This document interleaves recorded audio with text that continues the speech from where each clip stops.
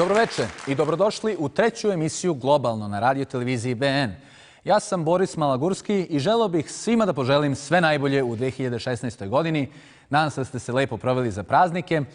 A za one kojima je žao što ponovo moramo na posao, verujte da je i velikim svetskim političarima teško zbog toga.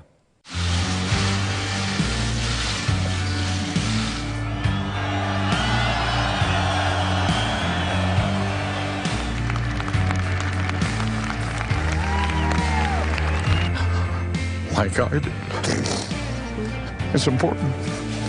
この世の中を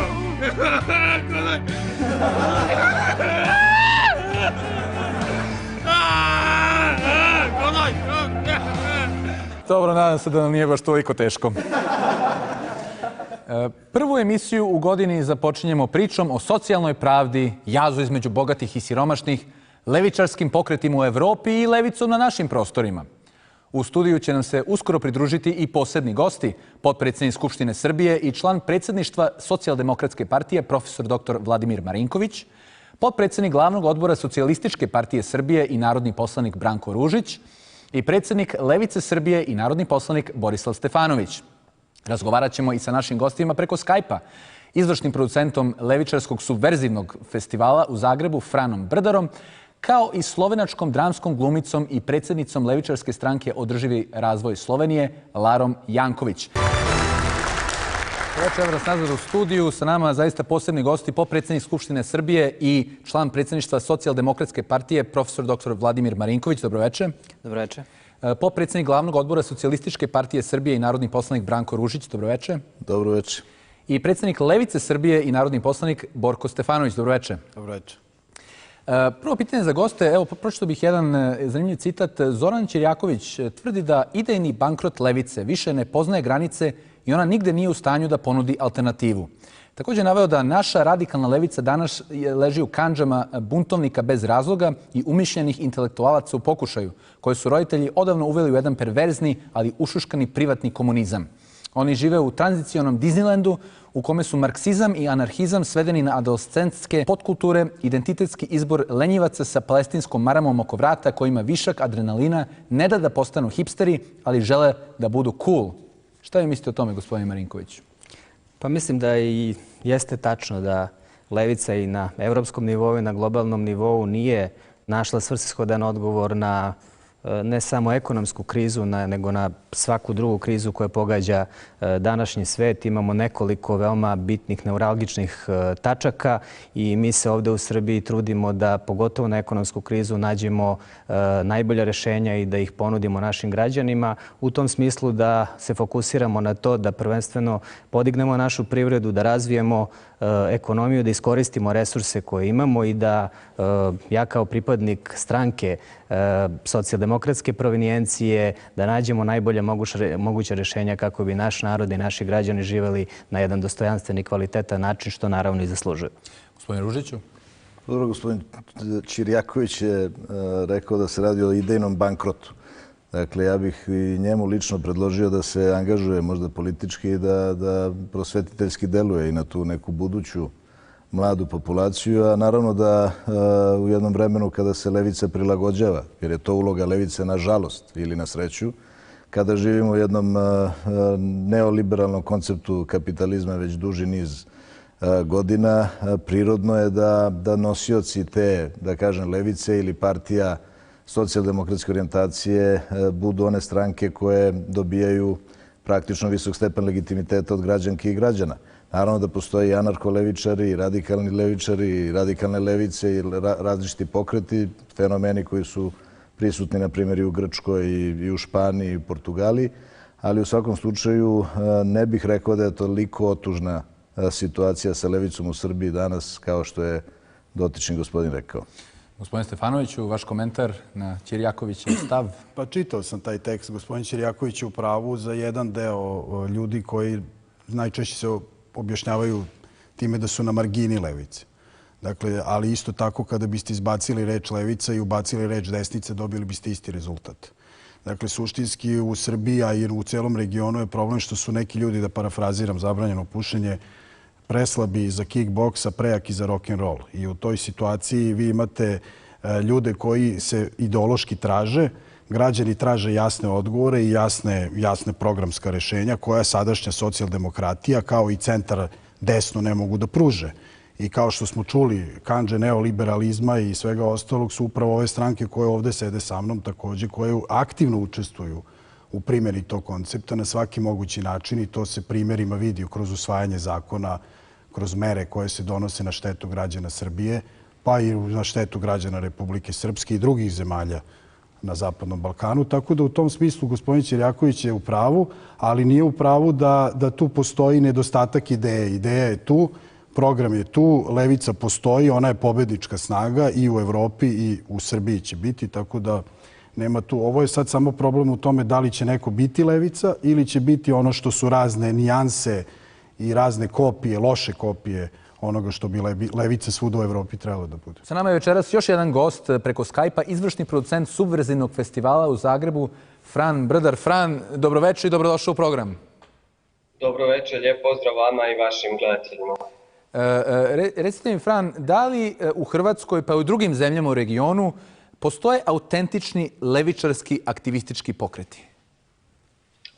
Pa oni svakako postoje, ali u punoj manjoj mjeri nego što bi to očekivali, kao što smo vidjeli recentno u Španjolskoj ili prije toga u Grčkoj, koji se pokreti pretvoreni u nešto drugo. Ali svakako postoje. Ako krenemo gledati regiju, počev od Slovenije, gdje su imali veliki uspjeh IDS, odnosno Inicijativa za demokratični socijalizam, koja je postala i parlamentarna inicijativa putem Udružene levice, koja je nastala iz Delavsko-Pankerskog univerziteta ili Radničko-Pankerskog univerziteta. U Hrvatskoj imamo i pojavu jedne lijeve stranke koja se zove Radnička fronta, sada sa vrlo malo uspjeha, ali pokušava da okrupni taj nekakav prostor i pregovara sa sindikatima, koliko sam informiran. Ali ono što u Hrvatskoj nosi generalno ljevičarski pokret ili ljevičarsku misao je najčešće civilno društvo. To je češće putem reakcija nego putem cijelokupnog trajnog ljevičarskog djelovanja, a budući da je civilno društvo naravno dispersirano na više ciljeva, ali mi smo mogli vidjeti recimo ono što je i u Evropi i u svijetu najveća problematika ljevice, a to je danas borba za javna i opća dobra, pa tako i javni prostor i u Hrvatskoj.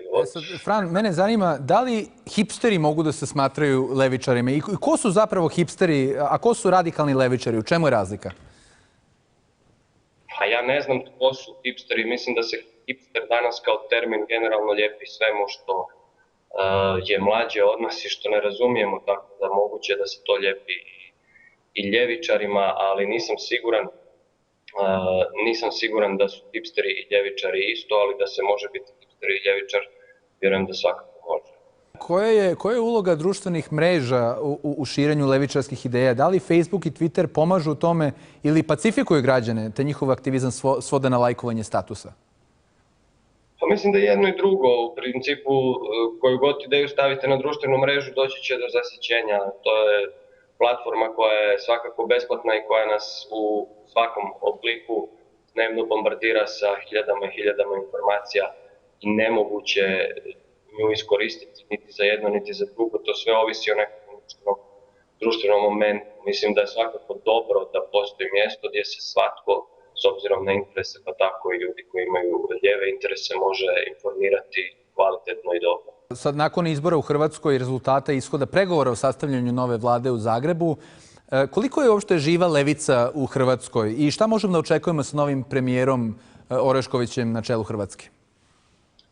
Dobro, ja bih pričekao uopće kako će se odigrati ta igra oko sastavljanja vlade, ali ljevica je živa koliko je bila živa i prije. Dakle, ovo što sam spominjao unutar nekakvog civilno-društvenog oblika i nekakvih novih pojavljanja na političkoj sceni, ali ona u SDP-u nije naročito bila živa ni prije ovih izbora.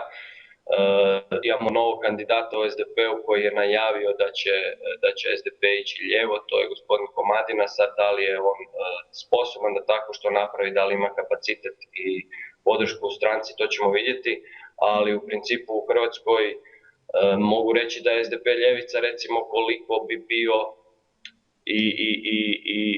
i netko u vašem studiju ljevica, ona institucionalizirana ljevica umivena bez nekakvog ekonomskog ljevičarskog programa ili pogleda na javna dobra, ovo što sam nabrajao u civilno-društvenom smislu. Ovo ne mislim kao kritiku ili uvredu, nego samo hoću istaknuti da u principu čitava regija što se tiče političkog nekakvog institucionalnog ljevičarenja nema.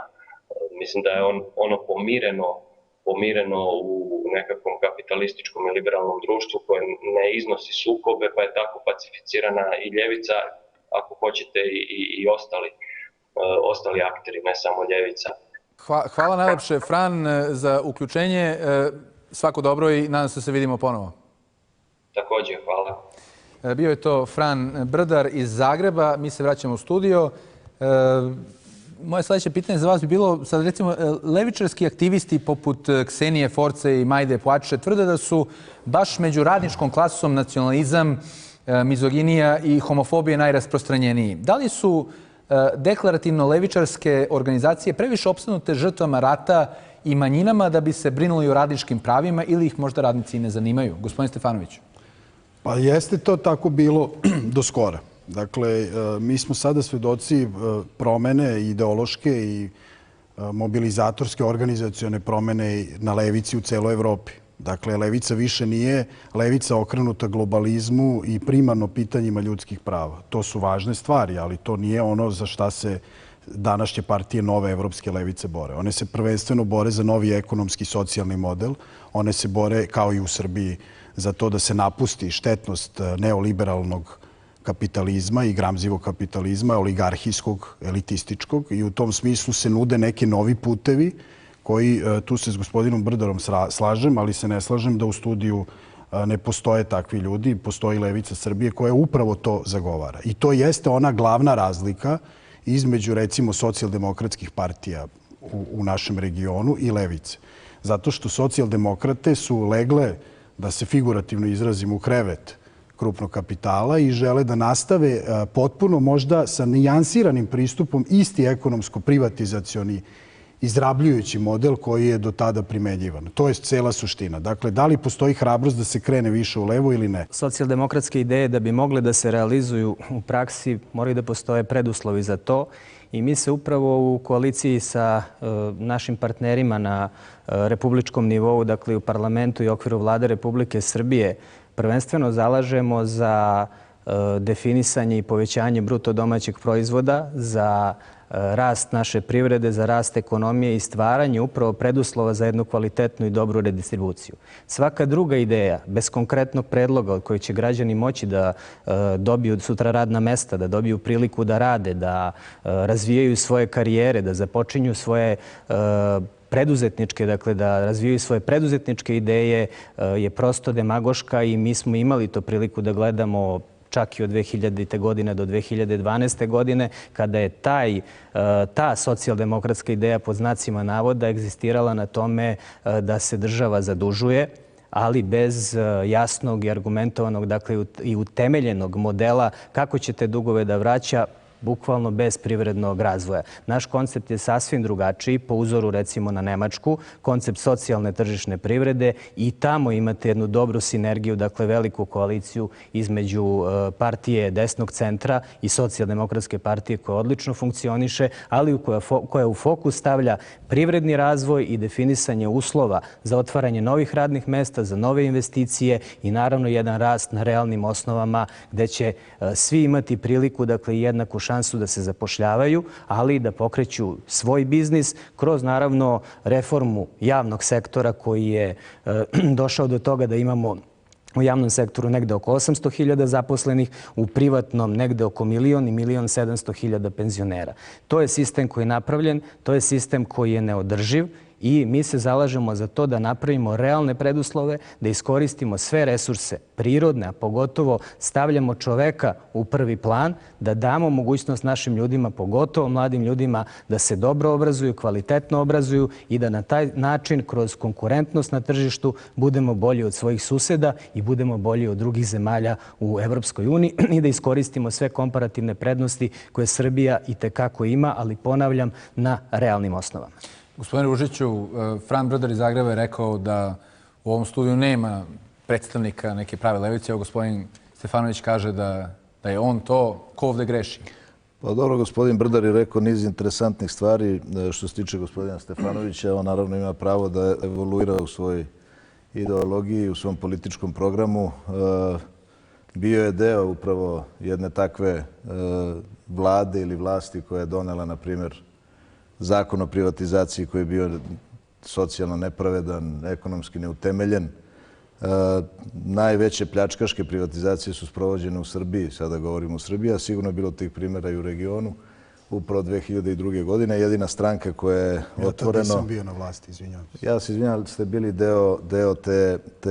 Ja nisam čak bio ni član stranke, izvinjavam. Bili ste član jedne druge stranke, ali sad to nije ni važno. Nije to. Koja je podržavala Pa politiku. nemojte, pa nisam ja bio za tu privatizaciju. Pa ne pričam ja Nisam sada tad bio uopšte u politici. o vama, konkretno pričamo o svim... Rekli ste, bio sam član stranke koja je bila za koja je bila privatizaciju. u koaliciji. Tad nisam bio član stranke.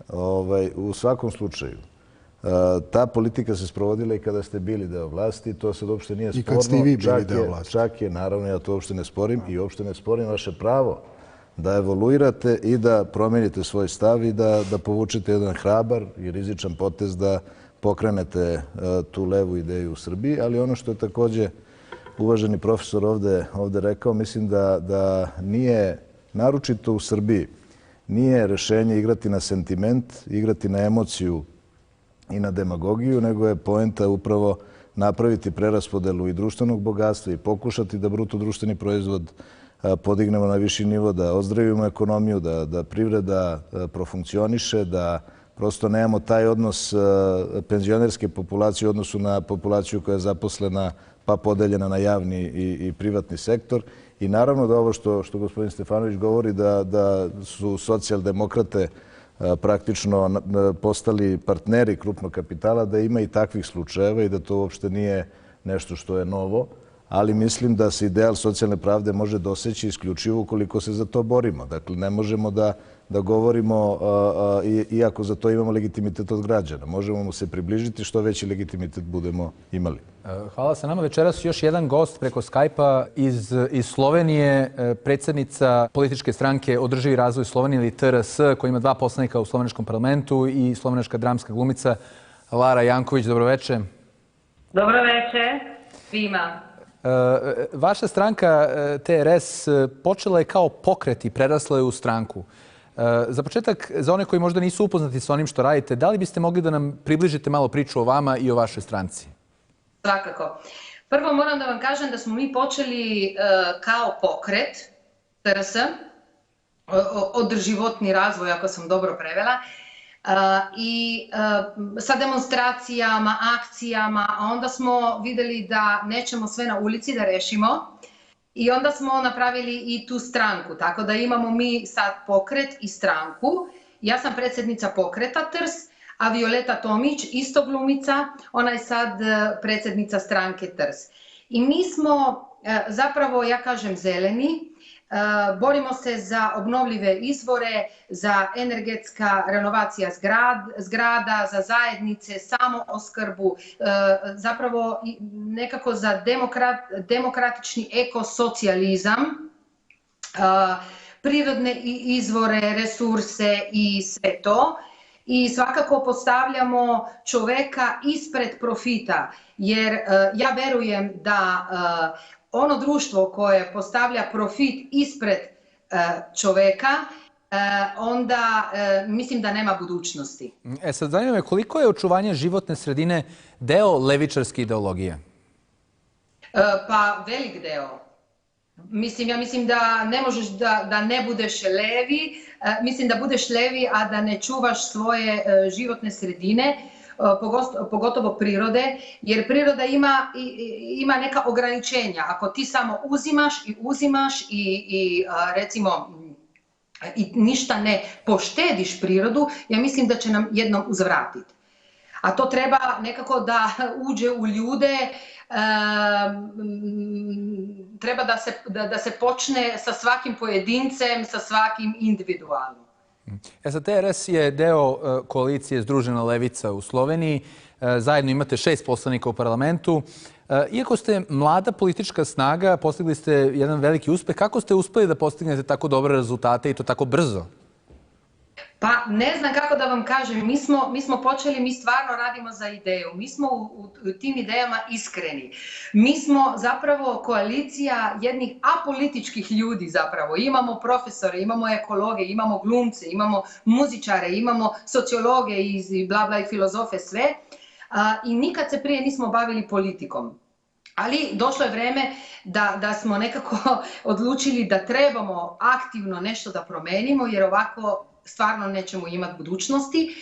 I tako da smo mi radili puno sa ljudima na terenu. Ja ne znam kako da vam kažem, ja mislim da je to neka naša iskrenost u tome i ljudi koji radimo sad tu unutra, već prije smo imali neke ljude koji su nam verovali, recimo ja radim na pozornici, pa vole i moj rad, pa znaju me onda privatno, recimo da sve što govorim, tako i živim i to radim. Nije to samo da pričam sad i ono lepo politički, a onda je sve drugo u praksi. Tako da ja mislim da smo tu, mi sa svojim radom najviše ubedili ljude. I na kraju, da li aktivisti mogu bez ulaska u politiku da menjaju društvo oko sebe? Odnosno, postoji li, ima li šansa za aktivizam van parlamenta? Apsolutno, mi smo počeli van parlamenta, ali ljudi treba da se udružuju.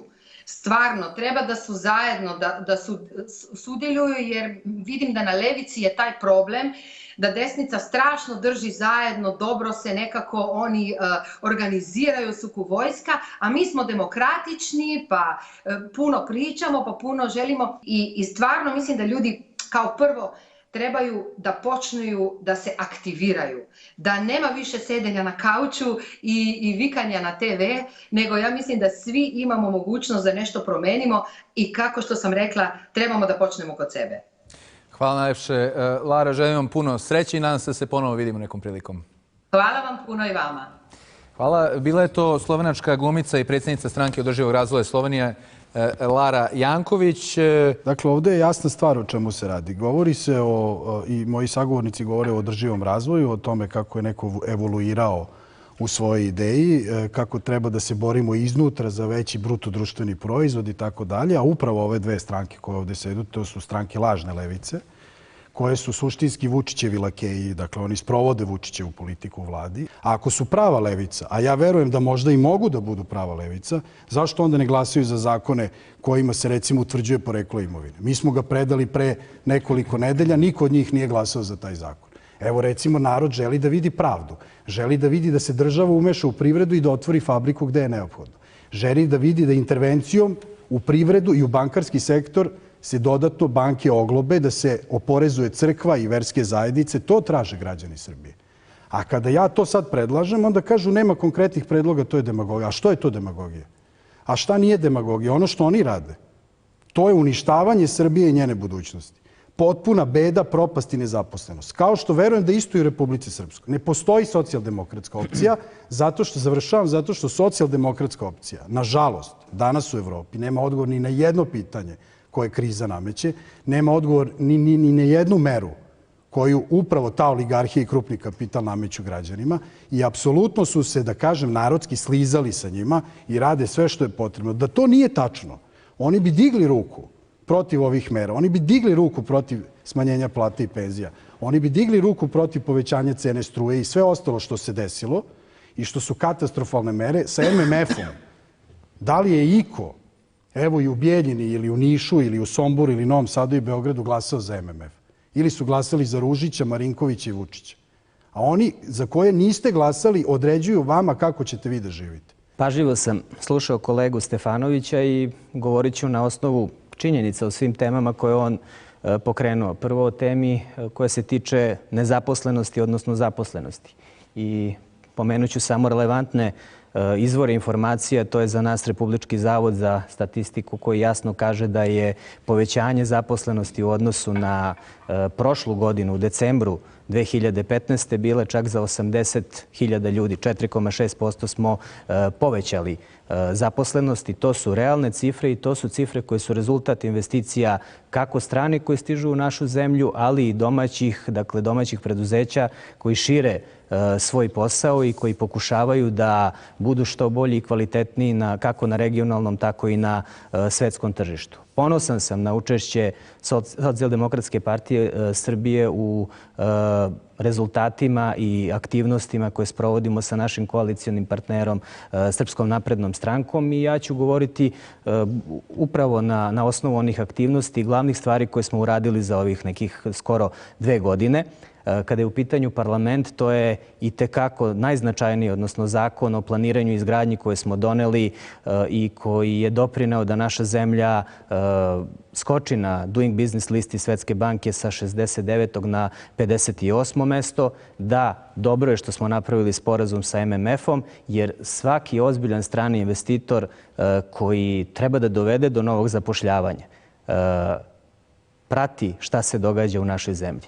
Prati otvaranje poglavlja, prati naše evropske integracije, prati našu međunarodnu poziciju i prati zakonsku regulativu i poslovni ambijent koji ovdje mi želimo da stvorimo. A Srbija je posle 2 godine, od 27. aprila 2014. godine, postala ekonomski hub i postala ekonomski lider u regionu. Uz projekte koje ćemo sprovesti, uz otvaranje novih poglavlja, dinamično pristupanje Evropskoj uniji, mi ćemo za nekoliko godina infrastrukturno opremiti našu zemlju i naravno stvoriti sve preduslove da ovdje dođu, gospodin Ružić je govorio o tome, ne špekulanti, ne fantomske kompanije koje su privatizovale čak više od 2/3 naših preduzeća od 2000. godine do danas, nego da dođu najbolji. Da dođe američki General Electric, da dođe Cooper Tires, da dođe Microsoft. Dakle, kompanije koje kada ulože i kada investiraju ovdje novac imaju taj takozvani prelivajući efekat. Prvenstveno donose nove tehnologije, inovativne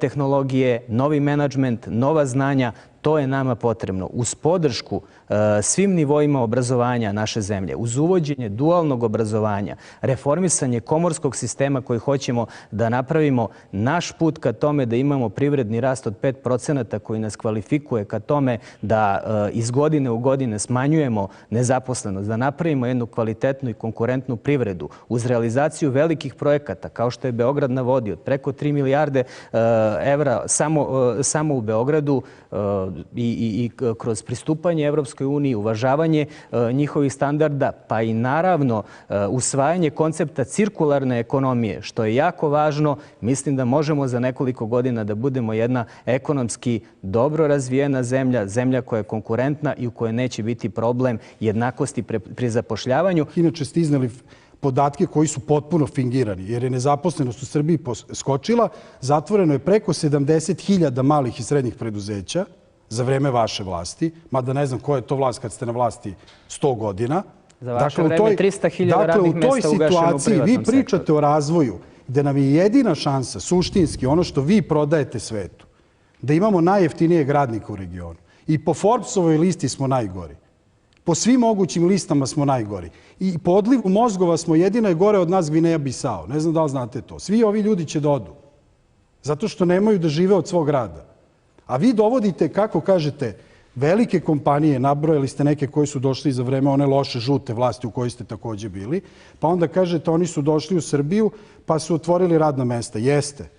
A po kojoj ceni, kolika je plata tim ljudima? Jer znate koliko sati rade? Jer znate da nemaju sindikat? Jer znate da rade 12 sati dnevno? Gde to nemaju sindikat? Pa gde imaju sindikat? Pa kažite mi gde postoji sindikat u Srbiji u privatnoj firmi? Pa ne možemo mi reformisati sindikate. Možete kroz zakon, izvinite, vi možete nametnuti obavezu i možete kroz sporazum sa stranim investitorom usloviti. To je ono što mi predlažemo i što bi bilo dobro da prihvatite. Da se kaže, dobit ćete pare iz državnog budžeta, ko što sad dobijaju, to je od 5 do 10, nekada i više hiljada evra po radnom mestu, ali ne za domaćeg investitora, samo za stranog. I onda taj strani investitor to potroši, spakuje se i ode. A umeđu vremenu da platu radniku 20-25.000 dinara za 12 sati rada. To je ono što oni obećavaju. I ja ih pitam, zašto ne prihvatite da to promenimo, ako ste levičari? Meni je vrlo inspirativna bila gospođa Janković i mislim da bi mogla da inspiriše malo gospodina Stefanovića. Jeste u ekološkom smislu. evidentne su razlike. Dakle, u Sloveniji su eto teme ekologija, zeleni, ljudska prava, pokreti koji su kao vanparlamentarna snaga postali sada i parlamentarna. Kada promenite politiku, kao što nije po meni korektno menjati pravila igre kada igrate, na primjer, fudbalsku utakmicu, onda je red da kao pokret izađete na izbore i osvojite te glasove, a ne da sedite u parlamentu kao demokratska stranka, onda napravite novu stranku i sada zaboravite da ste bili nešto i da je ta demokratska stranka sprovodila upravo isto ovakve, da kažem, davala subvencije ne kao stranka, nego kao vladajuća stranka u vladi. Pa kako vi to, gospodin Ružiću, znate kad vi niste nikad u parlamentu? Stranim koliko puta ste govorili u Skupštini Srbije? Nego nijednom. Pa recite, niste Pa nijednom, ali ja sam to obrazložio. Pa kako vi znate ko je u Skupštini? Ja sam obrazložio. Pa niste bili nikad tamo. Ja vam ne govorim da li ste u Skupštini ili niste. Pa čekajte, pa jeste vi glasali za taj zakon? Jeste vi glasali za zakon po kojem je poslanik vlasnik mandata? Na čijoj listi ste ušli vi?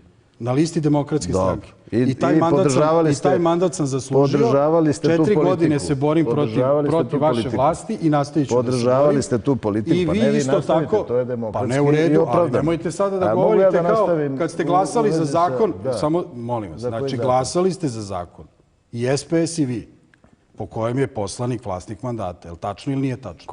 Ko je bio inicijator tog zakona?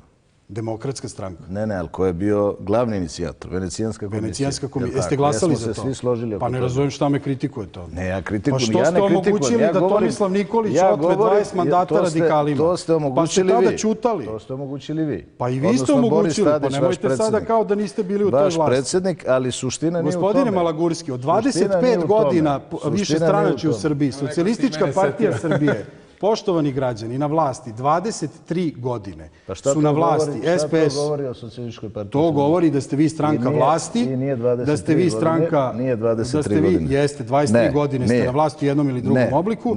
Da ste stranka koja postoji zbog apanaža, zbog upravnih odbora i javnih preduzeća i onog momenta kad padnete s vlasti, što će vrlo brzo da se dogodi, ta stranka će proći gore nego Demokratska stranka. Vrlo pežorativno govorite o stranci koja je najjača upravo na strani političkog spektra kome vi gravitirate i želite da uzmete birače. Pa da, izuzetno se promenilo. Ja vas ne vidim ni u fragmentima u tim istraživanjima, ali vam želim svetlu budućnost.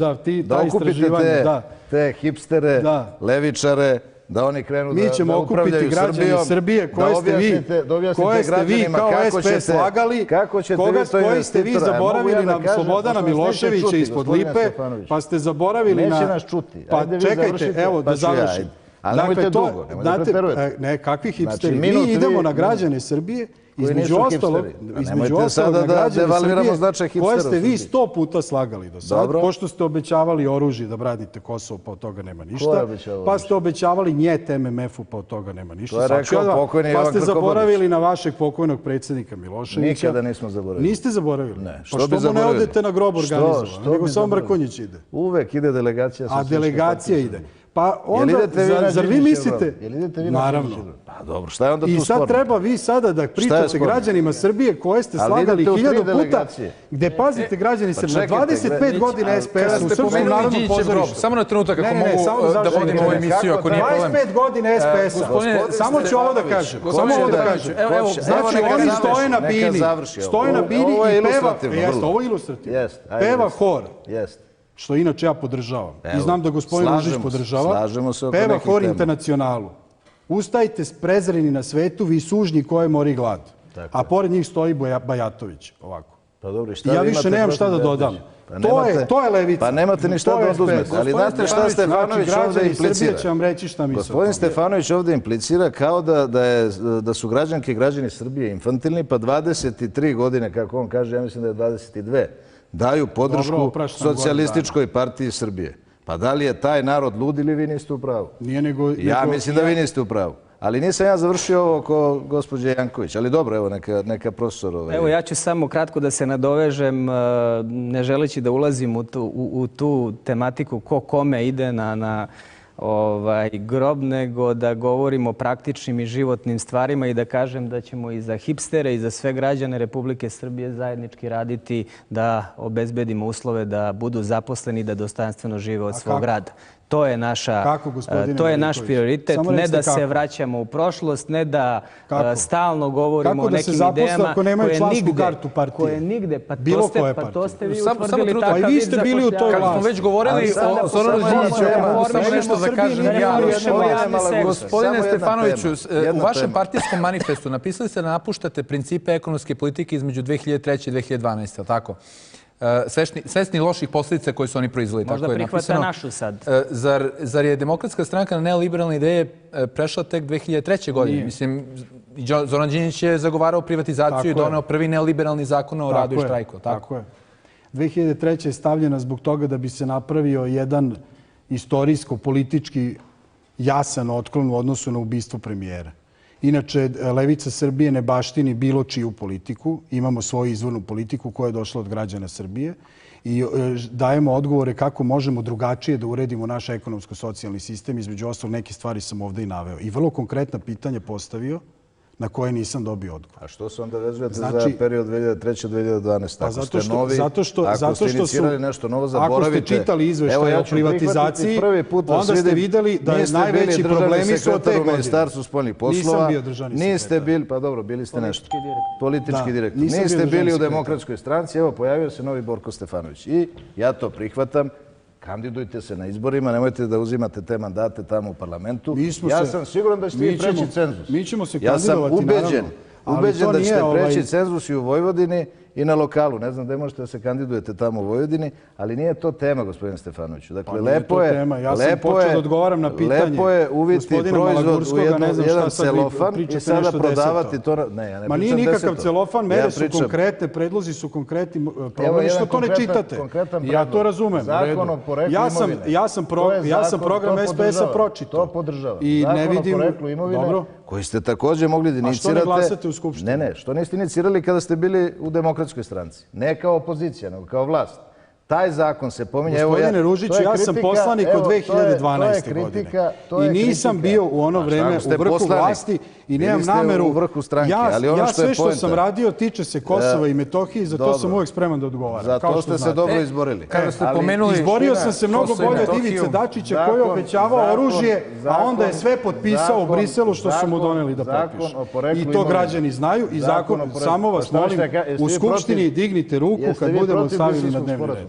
Nisam. Pa kako onda sad kažete potpisuje, to građani znaju. Ali je drugo obećavao. A vi niste uspeli da potpišete. Obećavao im je ako treba oružjem ćemo braniti Kosovo. Pa i vi sad obećavate pa ako dođete na vlast, ne daj Bože, ovaj narod ima skaču u reku. Ja ne znam da li ima više nepoštenih ljudi od SDP. Kada ste pomenuli Kosovo i Metohiju... To je uvređeno. Nema nepoštenih ljudi od SDP. Samo jedno pitanje vezano za to. Evo, samo pošto je gospodin Stefanović...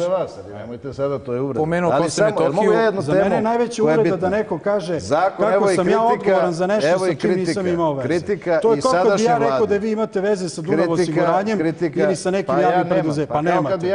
Pa šta onda vi meni govorite to? Borko Prada, a ja Branko Rolex. Pa nemojte, molim vas. Ali čekajte ovo, samo da završim. Niko ni vama nije zakon, pritom Pradu nisi poneo, a ja Rolex nosim stalno.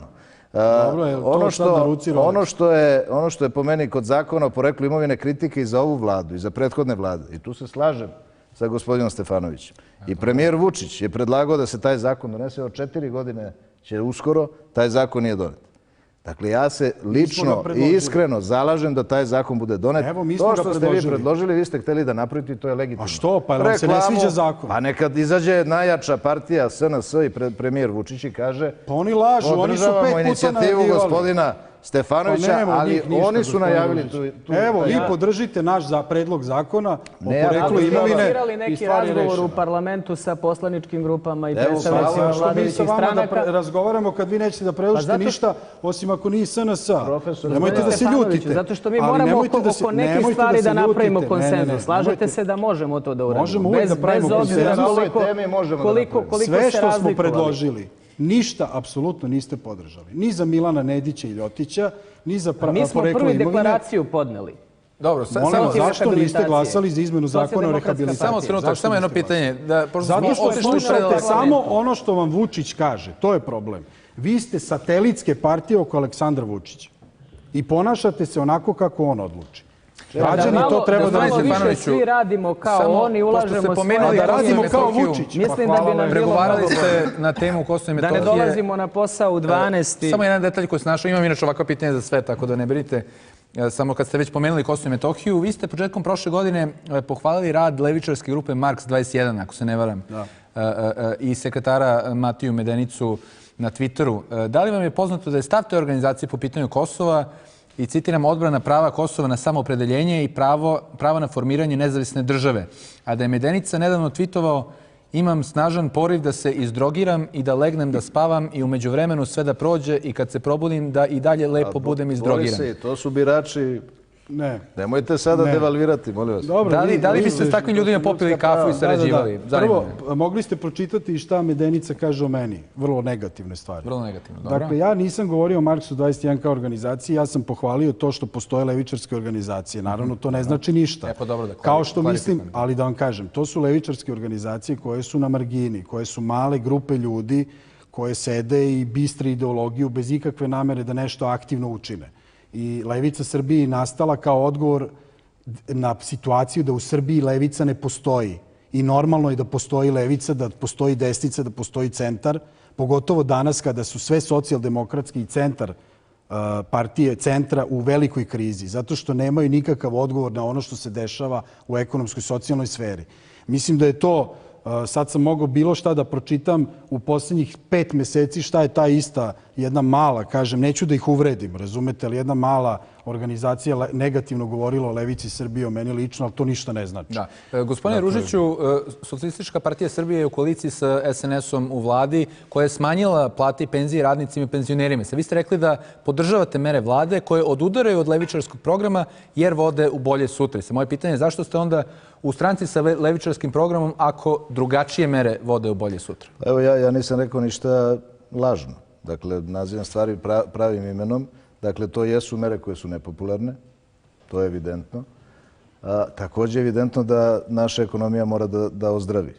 To je također evidentno. Također je evidentno da je Srpska napredna stranka zajedno sa svojom koalicijom, odnosno koalicionom listom uzela, odnosno dobila podršku građanki i građana u broju koji je njima dovoljan da ne samo samostalno vladaju, već i da iniciraju te važne i zakonske predloge i mere koje se preduzimaju kako bi se išlo kao ozdravljenju ekonomije. I kada smo već prihvatili, pre svega, poziv koji je bio korektan od strane mandatara da preuzmemo odgovornost za one resore koji su nama dati praktično kao delu tima Vlade Republike Srbije da vodimo, mislim da smo uradili mnogo toga za Srbiju, pre svega na polju spoljne politike, da smo uspeli da se izborimo i za našu kulturnu baštinu, za naš istorijski identitet, da sprečimo donošenje rezolucije u Savetu bezbednosti, da se izborimo naravno i da u kontinuitetu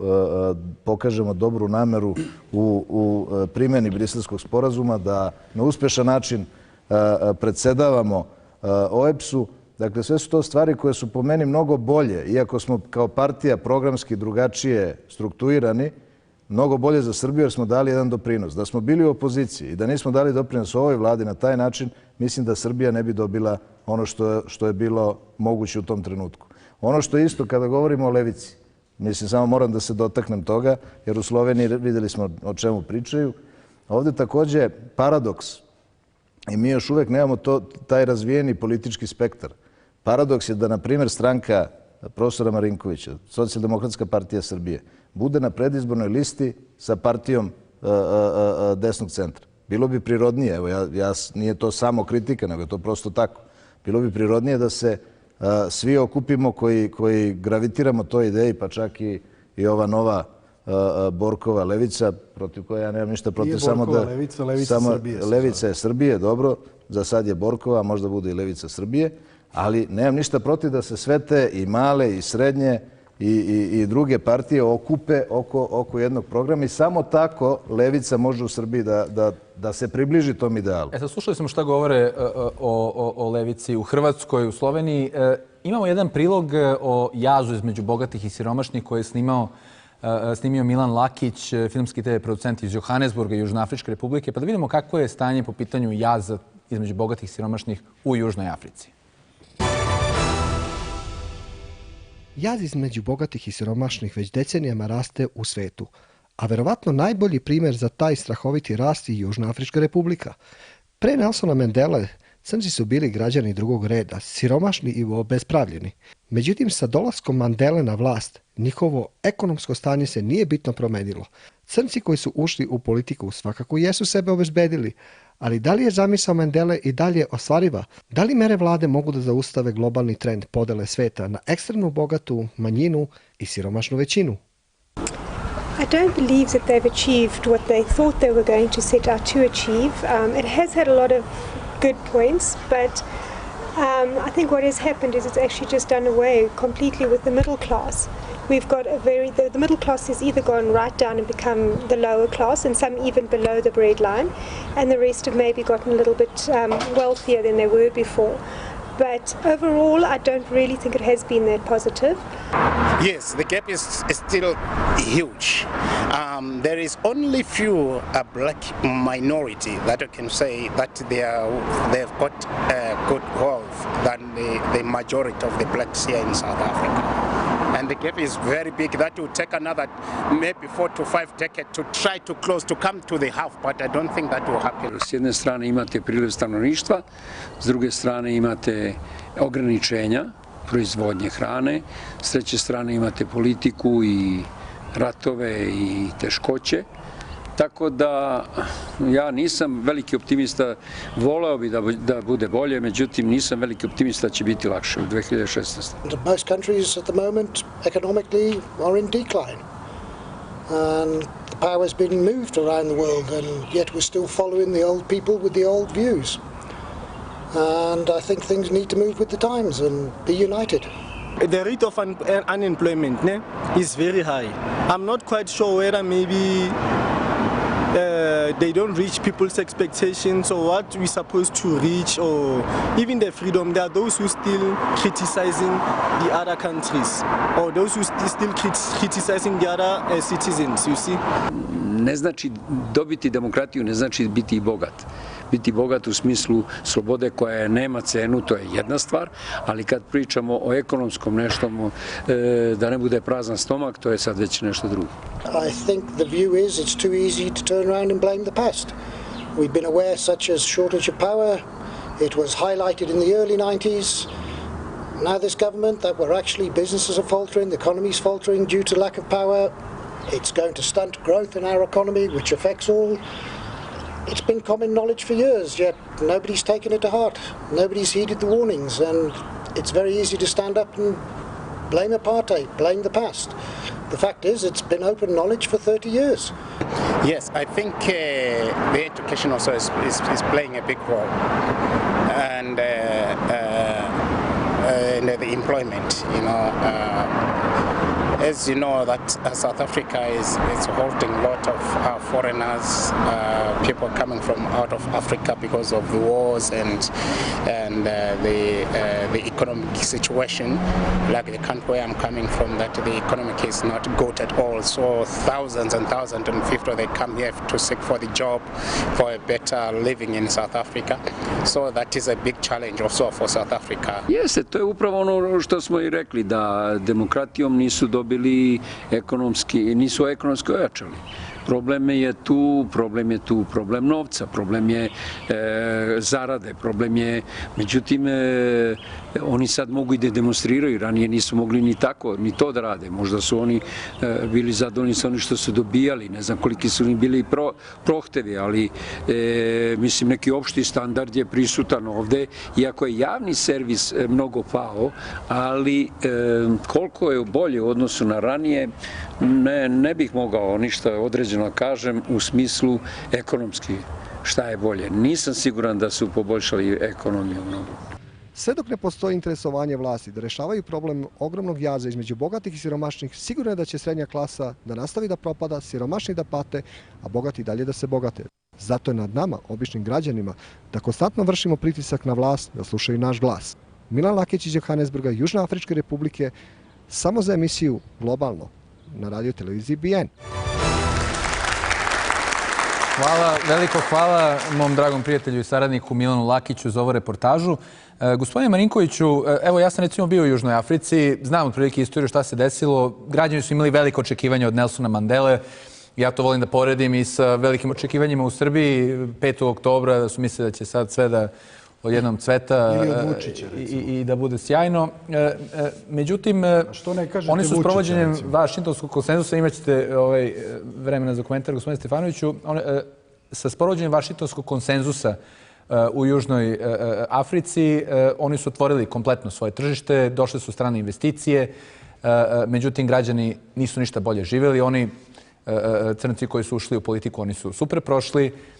Oni koji su se nadali da će biti bolja situacija su vidjeli da se to ipak nije desilo. Sad vi ste u Socijaldemokratskoj partiji, magistrirali ste sa temom socijalni dijalog kao faktor evropskih integracija Srbije, doktorirali na temi položaj sveta rada u procesu globalizacije. Da li vi mislite da je globalizacija jedan pozitivan tok događaja ili je možda negativan? Pa nijedan ozbiljan i svetski poznat teoretičar, ekonomski, politički i analitičar ne može da kaže i u svojim knjigama i člancima niko ne može da kaže a priori da je globalizacija dobra ili nije dobra. Ona je jedan proces koji traje već nekoliko decenija, ima svojih jako dobrih strana. Ekonomske, pogotovo integracije, političke integracije zemalja su itekako pozitivno uticale pojedinačno na zemlje koje su bile slabije razvijene, s tim što ovaj primjer koji je naveden, dakle, pitanje Južnoafričke republike, nije baš primjer za poređenje, pogotovo sa Srbijom. Se tu radilo o jednom represivnom, od modernog sveta prezrenom režimu i sistemu apartheida, jednoj velikoj većini naroda i građana jedne zemlje koja nije imala nikakva prava, čak ni prava na slobodu kretanja. Nisu poredili sisteme, nego čisto očekivanja. Da ne govorim, da. I tu je taj proces će sigurno mnogo duže da traje od toga kada je Frederick de Klerk tamo 90. godina predao vlast i mogućnost da većina demokratski izabrana može da upravlja tom zemljom koja je itekako bogata prirodnim bogatstvima. Naravno, oni imaju potencijala, ali imaju jedno višedecenijsko kaskanje kada je u pitanju većina građana i naroda, jer oni nisu imali pravo na obrazovanje, na jednake šanse, jednake uslove življenja i rada u toj jednoj bogatoj zemlji. Mislim da nama u Srbiji je potrebna ta pozitivna energija. Mislim da nam to fali i gospodin Stefanović je pomenuo gospodina Vučića. Mislim da on unosi upravo i tu novu energiju i taj novi pristup, kultura rada. To je ono što nama treba, da se posvetimo radu, da se posvetimo sami sebi, individualno da radimo na svom obrazovanju, svojoj karijeri i da shvatimo da u životu sve zavisi od nas. Koliko budemo obrazovani, koliko budemo imali veština, toliko ćemo moći da se snađemo i da se izborimo na tom tržištu. I treba razvijati tu tezu i teoriju da država treba nešto da da. Ona treba da stvori okvir, ona treba da stvori jednake šanse za utakmicu ljudskih znanja i sposobnosti. I to je ono što država treba da implementira u sistemu jedne zemlje i ja mislim da ćemo mi do tog sistema da dođemo u skorije vreme. Gospodine Ružiću, vidjeli smo mnoge države koje su sprovodile diktat Međunarodnog monetarnog fonda, među njima i Južnoafrička republika, pa i druge države poput Ekvadora, Argentine i tako dalje, nisu prošle baš sjajno.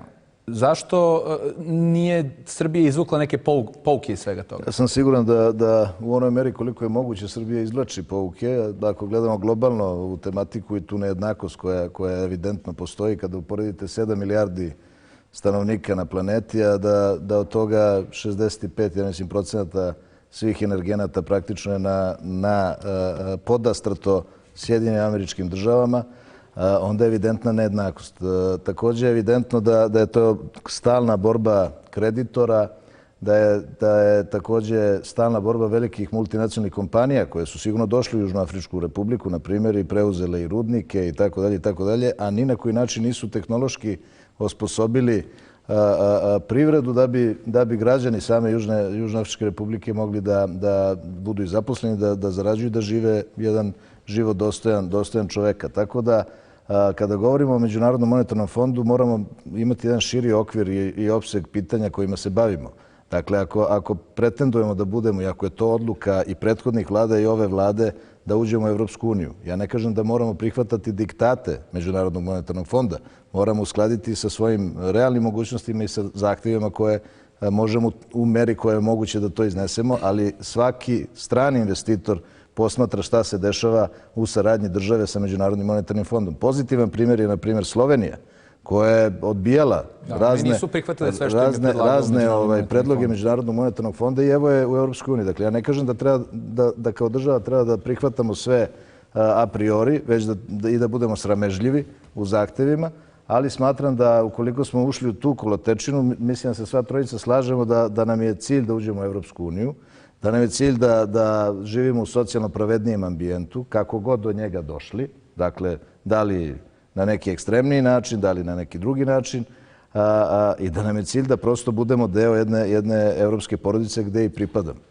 Gospodine Stefanoviću, da li biste vi na čelu vlade Srbije raskinuli saradnju sa MMF-om poput nekih latinoameričkih političara? U svakom slučaju ne bismo pravili aranžman koji podrazumeva, čak su i prethodnici to rekli, slepo ispunjavanje svih zahteva. Ali biste sarađivali sa MMF-om? Pa sarađivali bi u onom obimu koliko je potrebno našoj ekonomiji i tome da Srbija ne bude izopštenik u finansijsko-ekonomskom smislu. Ali ovo što se sada dešava u Srbiji nije to. Ovo je sada... Dakle, mi smo podredili ljude koje su naši građani birali odlukama, administrativnim odlukama nekih činovnika ili iz MMF-a ili iz Brisela. Dakle, ceo demokratski proces je doveden u pitanje. I to jeste jedna od odlika neoliberalnog kapitalizma i novog sveta u kojem živimo. Između ostalog, vaš prilog ide tome, to potvrđuje u stvari. Dakle, tu je negde 5% ljudi najbogatijih koji dobro žive i kontrolišu sve ostalo. Srednji sloj je uništen, gurnut je u prekarijat, gurnut je na dole. Levica mora da se bori protiv toga, mora da se bori za srednji sloj, mora da se bori protiv iluzija i neistina, kakve se često onako olako daju, tipa da naš narod je lenj, da ne radi dovoljno, to nije tačno i po nalazima Međunarodne organizacije rada i OECD-a naši radnici su među najvrednijima u Evropi. Drugo, naša javna administracija nije preglomazna, dakle u odnosu na broj stanovnika ona je manje u odnosu na sve ostale države Zapadne Evrope, tako da sve te stvari koje se onako olako izriču, one su napravljene da bi stvorile tu atmosferu koja opravdava smanjenje plata i penzija, dalje opadanje životnog standarda našeg stanovništva, vladavinu banaka, neregulisane banke i kamate, opšte osiromašenje građana, smanjivanje socijalnih prinadležnosti davanja porodiljama, trudnicama. Vidite u Srbiji sad Vulin šta radi, isto lažni levičar. Dakle, cela suština je u tome da je to filozofija jednog čoveka.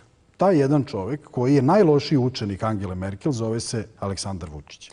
I sve ove stranke koje su sada tu sa mnom u studiju, a u stvari u vladi Srbije, služe da se to predstavi kao jedan širi front u kojem se mi iznutra borimo za socijalnu pravdu i jednakost. Niti socijalne pravde, niti jednakosti, samo siromaštvo, nezaposlenost i opšte propadanje. I kada kažemo, 5. put danas ponavljam, ajde da zajednički donesemo u Skupštini zakon kojim će da obaveže stranog investitora da mora da da prosečnu platu u Republici, sindikalno organizovanje i učešće jednog člana sindikata u upravi preduzeća bez mogućnosti da ima većinu. Možda će to da obeshrabri strane investitore. Sad ću da vam kažem.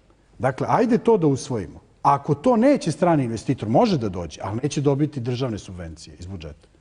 I ja kažem, šta je tu problem? Što neće za to da glasaju? Ne gospoda ovde prisutna, nego mislim uopšte, u Skupštini, većina neće za to da glasa. Oni neće bilo šta da učine da se vrate plate i penzije koje su nezakonito otete od građana Srbije. Mi imamo Krkobabića koji je direktor pošte, koji se ne skida sa nacionalnog frekvencije svake nedelje, našim parama, državnim parama, promoviše sebe i svoju satelitsku slugeranjsku partiju Aleksandar Vučiću i priča penzionerima o tome kako je dobro, mi se borimo za vas. Borite se tako što ste im dali 120 do 150 dinara povećanje, a uzeli ste im za taksu za RTS, a onda za RTS kažete to nije ništa, 150 dinara, to je beznačajna suma, a kad im date 150 dinara, onda kažete izvinite, to nije malo. Predlažem da pogledamo jedan prilog odmah posle reklama, pa da i to prokomentarišemo i nastavimo diskusiju.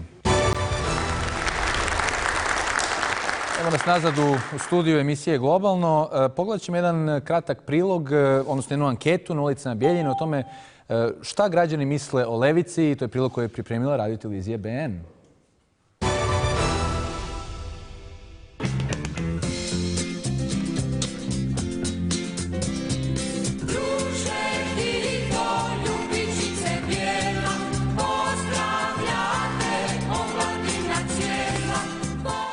Zaklinjali smo se 50 godina u Tita i SFRJ. Bilo je dobro, kažu, ali htjeli da probaju demokratiju i dobili. Jad, bijedu, političare. Je to ta Praga? Jebe me, mati. Šareni marketinški zidovi srama, prazna obećanja su najbolja reklama. Na stolu komad hljeba, uslovima salama, sve u ime naroda, čist profit i zarada. I kome se prikloniti, ljevici ili desnici? Ni levice ni desnice, jer kod nas je žalosno stanje u politici. Pa nekako mi bliže taj desnica. Ja kad bi ja znao ko je levica, ko je desnica. Više levici. Strogi ljevičar. Nakon raspada Jugoslavije imali nade za ljevicu na našim prostorima?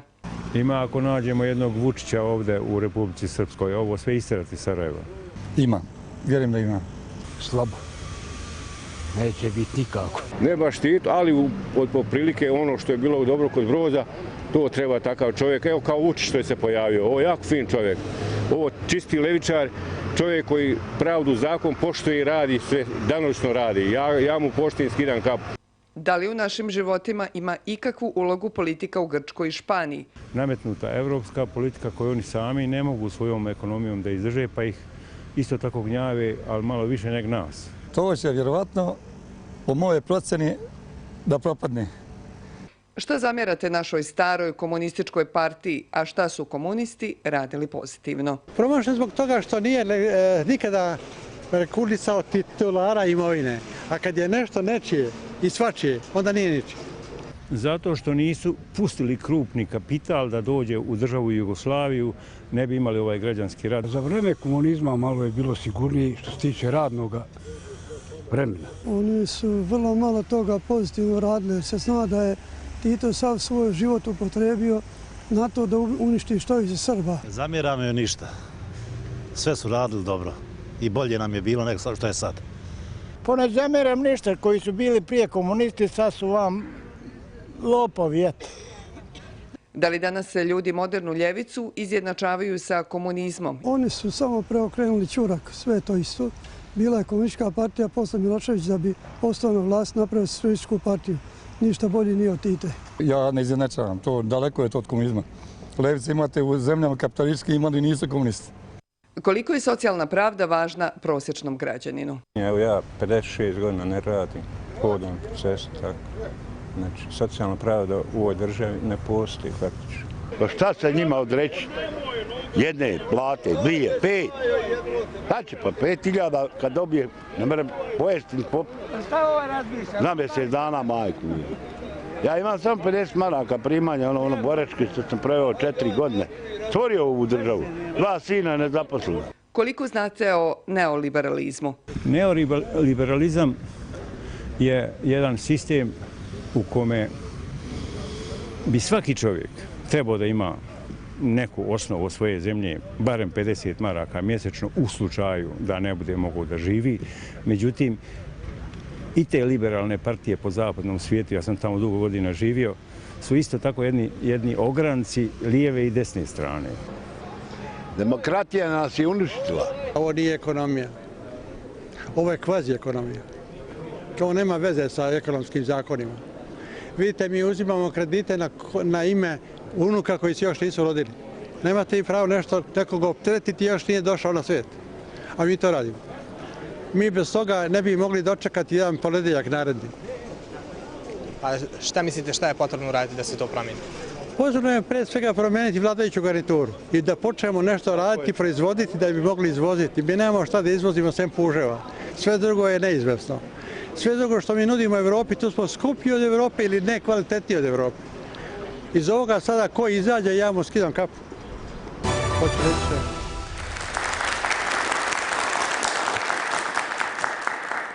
Hvala puno Tanji Lukić i ekipi iz Radio-televizije BN za reportažu. Gospodin Marinkoviću, vlada u Srbiji, a i mnogi građani polažu nadu u stručne, nestranačke ličnosti, takozvane eksperte, da predvode zemlju u ekonomskoj sferi. Ali zar ekonomska sfera stvarno može da se otrgne iz političke sfere? Nije li to odvajanje ekonomije od politike suština neoliberalne dogme o naučnom kapitalizmu?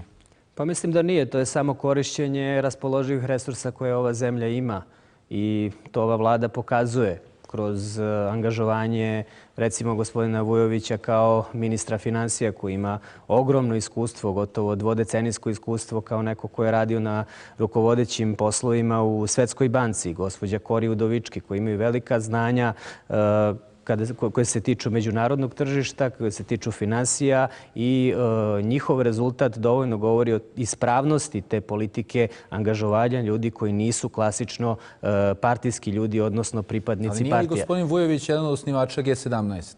Mislim da nije. Ne znam da li je on osnivač. Možda je osnivač, jedan osnivača instituta G17, ali ja mislim da on nikada nije bio niti član, niti osnivač partije G17+. Da li je on neoliberalni ekonomista? Mislim da on nije neoliberalni ekonomista. On samo sprovodi jedan konačno koncept ekonomskog razvoja i definisanja javnih finansija Srbije koji je u skladu sa našim realnim mogućnostima, ali konačno jedan koncept koji ima jasan strateški plan i imamo konačno viziju kako treba Srbija da izgleda u tom smislu za nekoliko godina. Mi smo sproveli fiskalnu konsolidaciju, fiskalni deficit smo smanjili dakle, gotovo za pola u odnosu na 2014. godinu i već u 2015. godini beležimo privredni rast i pravimo temelje da uz nove investicije imamo u 2016. godini privredni rast od 2%. Dakle, sljedeća faza biće rasterećenje privrede, fiskalno rasterećenje privrede, ukidanje parafiskalnih nameta, jer mi moramo posebnu pažnju da obratimo na i one domaće privrednike koji stvaraju dodatnu vrednost, koji zapošljavaju ljude, ali i one strane da oni imaju jednu relaksiranu atmosferu za investicije, za otvaranje novih radnih mesta, novih pogona. Namerno govorim pogona zato što želimo da na neki način reindustrializujemo našu zemlju, da investiramo u stvaranje ambijenta za razvoj IT industrije i da na taj način zadržimo mlade ljude ovde i da kroz taj aspekt zabeležimo privredni rast. Naravno, uz korišćenje onih prirodnih resursa koje imamo, to je proizvodnja hrane, dakle prehrambena industrija i velike kapacitete koje imamo u okviru energetske politike. Gospodine Ružiću, vas mnogi doživljavaju kao opoziciju unutar vlasti, buntovnika u SPS-u. Kada biste vi bili na čelu recimo SPS-a i vlade, kako bi se vaša politika razlikovala od one koju recimo trenutno zagovara SPS? Ja se ne bavim hipotezama. Evo vidite da građani prepoznaju gospodina Vučića kao levičara. Tako da to vam je... Da li vam je to neočekivano? Važna je percepcija građana i zavisi kako nametnete priču i da li ispinujete u medijima. Dakle, naravno da nisam buntovnik. Zato što je socijalno odgovoran. Naravno da nisam buntovnik. Ne mogu da se bavim hipotezama. Dakle, mi u Socijalističkoj partiji Srbije imamo jasno trasiranu politiku, imamo jasne procedure izbora, imamo izabrano rukovodstvo. A zašto vas mediji predstavljaju kao buntovnik? Pa ne znam, to treba pitati medije ili one koji indukuju te medije. Dakle, ja ne vidim čime ja to... Dakle, nisam ja toliko ni važan, ali je važno biti onako rezonovati zdravorazumski. Ja ne vidim razloga da govorimo laži i neistine ako imamo istinu kao argument koji nam je podastrt. Dakle, ako mogu da kažem nešto što je istinito, pa čak i ako je neka konstruktivna kritika ili samo kritika u odnosu na vladavinu i moje partije i ove vlade, mislim da to nije loše. Ja mislim da živimo u demokratskom društvu i da je to sasvim prihvatljivo. I možda zbog toga, verovatno, oni koji se malo plaše iskoriste to u nekim biltenima i almanasima vladajućih nekih partija i onda napadnu, onda ja to odgovorim. Ali to je simpatično, to je politički folklor u Srbiji.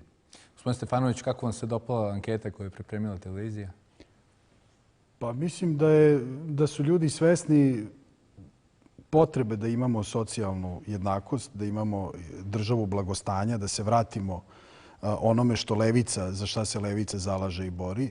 To što doživljavaju nekoliko ljudi i Vučića kao levičara samo pokazuje koliko je velika moć medija i kontrole medija koju gospodin Vučić skoro u potpunosti ima. Evo recimo ja ne bih mogao biti na televiziji da nisam danas došao u Republiku Srpsku. Dakle, to samo pokazuje. Ali inače, suština je u tome što ne možete biti levica, mislim i građanima da na neki način to prezentujemo, ne možete biti levica ako idete na mere štednje građana, ne možete biti levica ako forsirate krupni kapital i privatizacije, ne možete biti levica ako uništavate nezavisne institucije i sve podređujete volji jednog čoveka, proganjate neistomišljenike. I u suštini sve ono što se sada dešava u Srbiji i što se na neki način preliva i na Republiku Srpsku pa i na ceo Zapadni Balkan jeste jedan potpuni kolaps i sunovrat jednog prevaziđenog koncepta, jedne filozofije, to je neoliberalni kapitalizam koji podrazumeva da je svaki rad preskup, zato ga treba pojeftiniti, da je čovek nebitan, nego je bitno tržište i da suštinski humanizam je stvar za čitanke, a ne za život. Znači, vi smatrate da u Republici Srpskoj se sprovodi neoliberalni kapitalizam? Ja sam o tome govorio i na nekim drugim televizijama u Republici Srpskoj. Mislim da je ekonomska, socijalna situacija u Republici Srpskoj jako loša i to građani koji ovde žive i tekako osjećaju. I kada god ljudi počnu da primećuju da žive sve lošije i lošije, a da neki su u vlasti sve bogatiji i bogatiji, to se odnosi na Srbiju, ne samo za Republiku Srpsku, onda im se serviraju priče o referendumu, o velikim krupnim nacionalnim pitanjima i to je stari trik konzervativnih snaga. Znate, uvek, malo pre ste i vi rekli da radništvo često se gura u nacionalizam i u mržnju, da ne bi mislili o svojim praznim stomacima. Ali kako to da, recimo, veliki levičari u Latinskoj Americi su manje više nacionalisti? Evo sada već pokojni Hugo Chavez i Evo Morales su koristili transformativnu snagu nacionalizma da bi stavili na dnevni red stradanje i marginalizovane većine. Zato što u Latinskoj Americi nacionalizam suštinski bio prvo antišpanski pokret, a kasnije antiamerikanizam. Kao što i u Srbiji nacionalizam nije nacionalizam ili patriotizam, kako se označava često u zapadnim kulturama, nego je kod nas ili rusofilija ili antizapadni sentiment. Tako je isto i ovde. Vi ne možete, uostalom bolivarski sistem je nešto sasvim drugo, vi to znate. Ne bih ja to nazvao klasičan evropski nacionalizam, ako već o tome raspravljamo. Ali ono što je činjenica je da levica mora da postoji i mora da se bori za to da čovek bude centar svih naših aktivnosti, a ne da čovek bude trošak. Kako smo čuli moje prethodnike, bruto društveni proizvod i deficit je smanjen. Znate, bruto društveni proizvod je porastao za neverovatnih 0,8% sa 11 milijardi zaduženosti evra otkad je Vučić na vlasti. A neko je malo pre rekao Titos, ne znam, zaduživo se. Da li su građani Srbije išta videli od Vučićevog zaduživanja? Jedan jedini cent. A malo pre smo čuli kako je strašna bila ta neka prethodna vlast jer je tražila da se povećaju penzije. Sada ste smanjili plate i penzije. Da li ikome bolje u Srbiji? Da li se više troši? Ne. Da li se puni budžet? Ne puni se. Da li su viši poreski prihodi? Pa nisu. Da li se i dalje masovno krše poreske obaveze? Krše se. Da li i dalje privilegovani dobijaju tendere i masovno se bogate, naročito ljudi oko Aleksandra Vučića? Da. I ljudi traže pravdu. A znate šta levica kaže? Nije dovoljno da neko zakonski odgovara. Neophodno mu je oteti ono što je on oteo od naroda. I kada se to prihvati kao princip, a prihvatit će se u Srbiji, onda ćemo malo drugačije pričati. A ne u kategorijama vi ste mali i slabi i tako dalje. To ćemo tek da vidimo na izborima. Čini se da su nezadovoljni segmenti u Srbiji, u svim državama u regionu, podeljeni u dve grupe, barem kako ja to vidim. Jedni koji nadu za bilo kakav posao traže u stranim investicijama i kojima sistem nije loš, samo treba izbaciti korumpirane političare iz priče. I drugi koji primaju bedne plate i nadaju se da će država da ih sačuva od surovog kapitalizma. I njima je sistem ok, samo treba pohapsiti loše kapitaliste, pogotovo tajkune. Gde su oni kojima je sistem loš, gospodine Ružiću?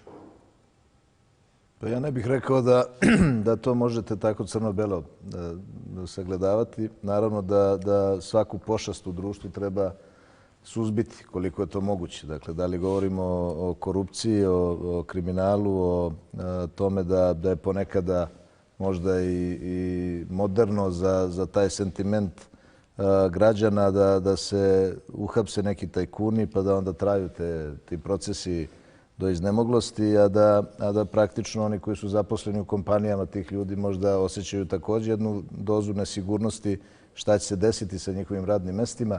Dakle, ima tu šarenila velikog i smatram da je važno da ukoliko želimo da postavimo sistem na zdrave noge, da je veoma važno da pre svega na jedan zakonit način uredimo čitavu tu sferu koliko je to moguće. Sada je gospodin Stefanović govorio o poreskim prihodima, o rastu bruto društvenog proizvoda na jedan kritičan način i to uopšte nije sporno kada to dolazi od jednog predstavnika opozicije, ali moramo naravno, ne počinje vreme od Aleksandra Vučića, niti je počelo od Zorana Đinđića, niti je počelo, ne znam, od Slobodana Miloševića, niti od Josipa Broza Tita. Ovde smo čuli od naših sugrađana, odnosno građana Bijeljine, sa koliko sentimenta govore o Brozovom vremenu, ali znamo da je to opet bila refleksija jednog konzerviranja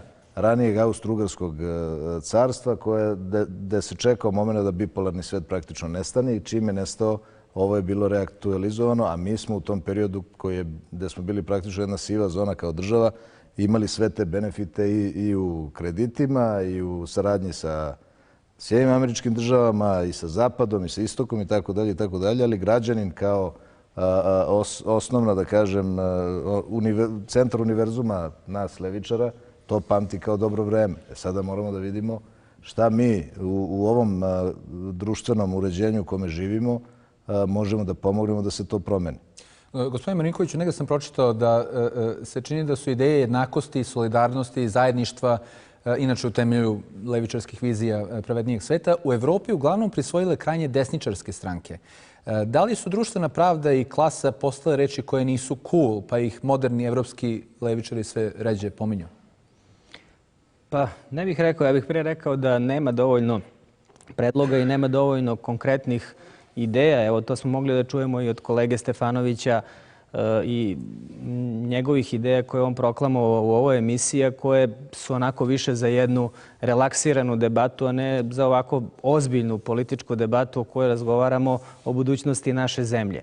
Jer lepo je to gospodin Ružić rekao i to je možda dobro za uho građanina koji ovo gleda, da emotivno nastupamo i da govorimo kako je politika pijanog milionera koji se zaduživao i koji je podigao plate i penzije 2009. godine, što nas je koštalo na kraju 2012. negde oko 1,6 milijardi evra, a za to vreme smo izgubili 300.000 radnih mesta u privatnom sektoru. Čekajte, ste glasali za to, gospodine Marinković? Ja nisam glasao za to, apsolutno. Ne vi, jel vaša partija glasala za to? Niti bih ikad glasao, tad moja partija nije bila u parlamentu. Bila u vlasti. Bila je Sandžačka demokratska partija, Socijaldemokratska partija Srbije nije. Nemojte, molim vas, pa vaš predsjednik partije digo ruku na vladi za to. Nije bila za to, apsolutno, ali nije tačno da smo mi... On čovek lepo digo ruku. Mi tad nismo bili u parlamentu. Ja vas samo molim da budete realni. Oni su napumpali pijani milioner. Pazite, o čemu vi pričate? Molim vas da budete realni i da govorite ono što je istina i što je realno. Pa tako ste se ponašali. Pa znate koliko ste bacili državnih para za 4 godine?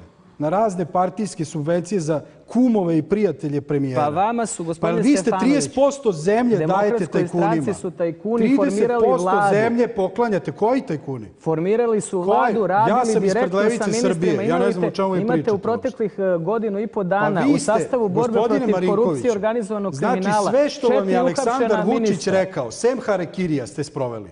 Znači sutra da vam kaže da stavite onu kapu kao klovnovi, vi ćete staviti. Ne, sprovešćemo red, sprovešćemo rad i trudit ćemo se da napravimo ambijent za razvoj ove države.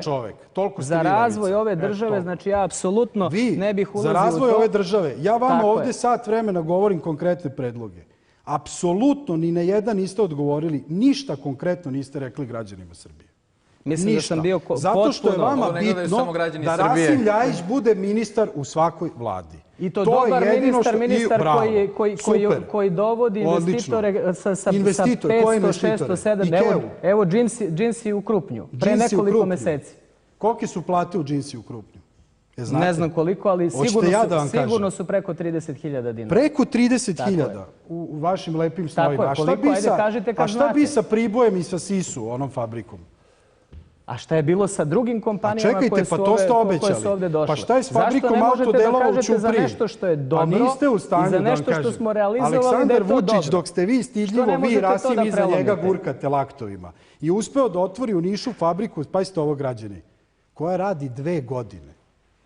Pa kako vas bar malo, ne mislim sad politički, nego ljudski ne bude sramota, da posle svega toga kažete oni su se ponašali kao pijani milioneri. Doveli ste 11 državu u milijardi evra situaciju. ste zadužili građane Srbije za nepune 4 godine vlasti, koliko ste U novembru 2012. da nema plate za rudare u Resavici. Molim, da smo pa čekajte, bili za pred rudare u bankrotom. Resavici. Pa što nam onda porastao javni dug? Zato što ste... Pa znate za koliko ste se Pa kako nam je zaduživali? porastao dug, gospodine Stefanoviću? Marinkoviću, kada stalno govorite da ste vraćali stare dugove, kako nam onda Po neprekidno raste? 8%. Po Jer vi znate da nama 8% ste se zaduživali u za sekundi eurobondove. 120 evra se zadužuje. Po 8%. I mi smo refinansirali te dugove po 4,5% Pa kako nam onda nije pao dug? Na kratkoročno. Pa zato kako što... nam je veći dug 11 milijardi? Pa vi Pa razumete molim vas, matematiku? čitajte malo ekonomsku teoriju. Pa čitajte nemoguće je vi. zaustaviti Pa koju ono što ste 11 vi milijardi je zadužili veće. i ono što ste zaduživali Pa 2008. 9. i Tito, 10. Milošević, na kratkom roku. Đinđić Hoćete da vam i kažem Koštunica tačno? su se manje zadužili nego Marinković, Dačić i Vučić za 4 godine. Reći ću vam tačno, 2011. godina milijardu evra 7,25 kamatna stopa. 2012. milijarda evra 7,25 kamatna stopa. Pogledajte rollover. 2013. milijardu i po evra dolara po 4,8 kamatnoj stopi. Jeste vratili te dugove? Vraćamo te dugove. Pa Vraćamo vaše dugove i posljedicu 300.000 ljudi koji ste ispustili iz privatnog sektora. Uradit ćemo, evo građani, uradit ćemo, a dug raste. Pazite, rollover, 11 milijardi evra su se zadužili. Porasla nezaposlenost, smanjili plate i penzije. Meni je samo interesantno što vi ovo sve znate. Svim medijima s elektronskom frekvencijom. Znači, mi u Republici Srpskoj vodimo ovaj dijalog vi i ja. I gospodin Ružić. Vodimo ga mi svuda. A ne možemo ni na jednoj drugoj televiziji u Srbiji s nacionalnom frekvencijom. Vi znate da sam ja potpuno otvoren za da razgovaram. Bilo bi da kažete koju kritičku misao o tome. I vrlo rado to radim. Na televiziji BNL-u da kažem. I veliko mi je zadovoljstvo da sa vama razmenjujem argumente. Kod mene u emisiji su svi uvek dobrodošli. Svačije mišljenje, ako je spreman da argumentovano brani, je dobrodošao. I za kraj, samo gospodin Ružiću, imam jedno pitanje. U medijima se prošle godine spekulisalo da bi Branko Ružić i Borko Stefanović mogli da se nađu u istoj levičarskoj stranci. Da li je to izvodljivo? Dobro, ja mislim da mi baštinimo u velikoj meri, ajde neću reći identičan, ali srodan vrednostni sistem u pogledu bavljenja politikom i u pogledu nekih ciljeva. Ali videli ste danas da je to prosto u ovom trenutku nemoguće. Ali mislim da nije bitan ni Borko Stefanović, ni ja lično, ni gospodin Marinković. Mislim da je mnogo važnije za Srbiju da snaga koja je objektivna, dakle ne zato što ja pripadam Socijalističkoj partiji Srbije, prosto zbog toga što imamo taj najveći stepen legitimiteta od stranaka koje su socijalističke, socijaldemokratske orijentacije i tako dalje.